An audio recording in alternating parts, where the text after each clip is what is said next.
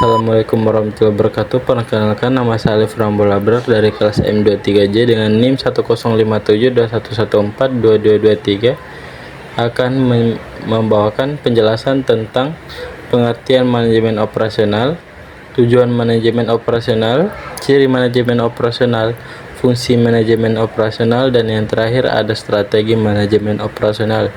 Tanpa berlama-lama, mari kita ke pokok pembahasan yang pertama.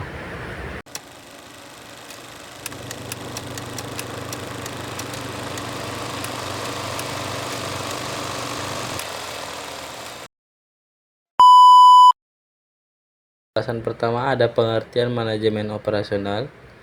Manajemen operasional merupakan bagian manajemen yang erat kaitannya dengan mengawasi, merancang, dan mengendalikan kegiatan produksi. Selain itu, manajemen ini bertugas mengendalikan kegiatan produksi dan proses perbaikan strategi kegiatan bisnis dalam hal produksi barang dan jasa.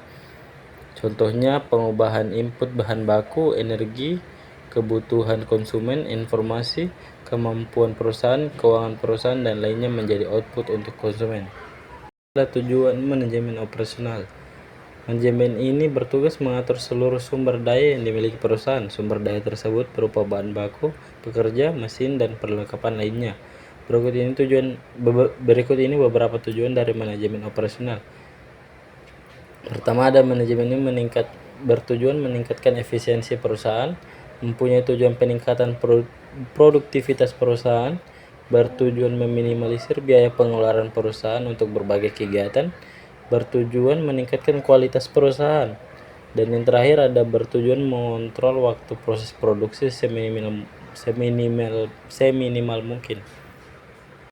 Pembahasan selanjutnya itu ada ciri manajemen operasional.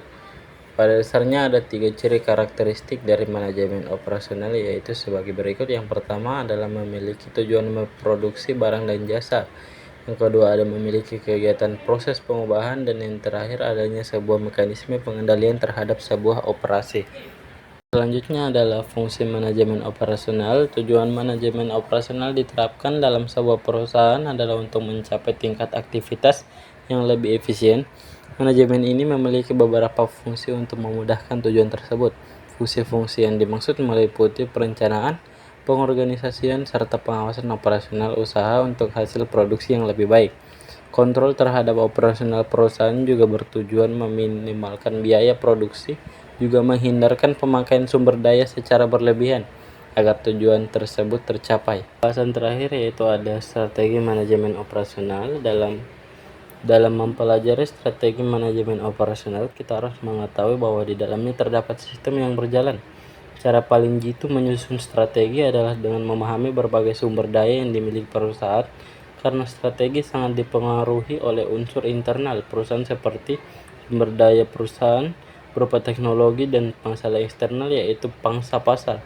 Kenyataannya, perusahaan banyak yang menyusun strategi dengan cara mengkombinasikan faktor internal dan eksternal.